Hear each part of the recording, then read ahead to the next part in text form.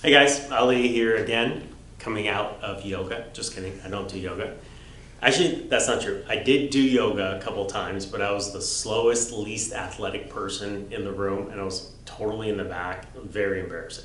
Anyways, I did get a question on property management. So, property management, I will tell you right now, there are no good property managers out there. Are there exceptions? Yes.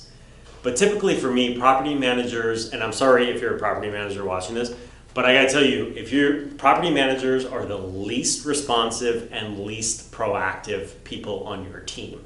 And the reason is because all day long they deal with problems. Problems with who?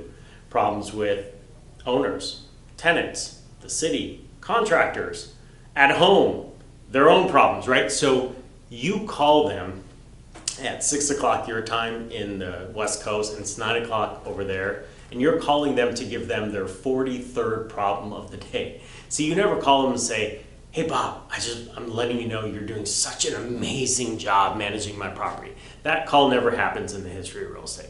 You're calling them to give them another problem. And so the moral of the story is there are not really any good property managers out there, but the very first step to vet them and find the best of the best out there are through brokerages. And what I mean by that are the big brokerages, so Coldwell Banker, the agency, Berkshire Hathaway, all the very big brokerages out there always have a division that is tied and focused on property management. And if they don't, they know of property managers in the area. So they've already done their due diligence. I would start right there. Brokerages by far are the easiest gateway for you to find and vet property managers.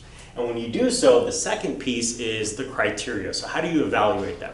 First of all, I would ask them, what percent, this is a key question, what percent of their clients are real estate investors? The reason why you want to know that is because you want to know how savvy they are and how well versed they are in dealing with your audience, with real estate investors, right? So that's the first question. The second question is, how many properties do they manage? How long have they been in the business? What are some good, bad, and nightmare stories that they can share with you, right? And then finally, are they willing to give you references so that you can call other real estate investors to have a real sort of transparent conversation with them? And if they don't want to provide that, primarily because of confidentiality reasons, but if they don't want to provide that or push back, that may be a red flag. And then finally, the questions to ask them. So I would just, that's part of the criteria, but really the key question is, along with the fees, what services do you provide? What don't you do? How often can I reach you? How fast do I expect a turnaround time in terms of response? These are key questions because, again, your property manager is going to be your person on the ground that is managing the day-to-day. So those are key questions that you want to ask them as part of the vetting process. Property managers also, in terms of the cost, is between 8 to 10% of your gross rent. So let's do a quick example. If your gross rent is $1,000 a month, you're going to expect to pay between $80 and $100 a month. You're going to say, well, that's too expensive. Guess what? That 10% is probably the best 10% you'll pay because you don't want to deal with all their headaches.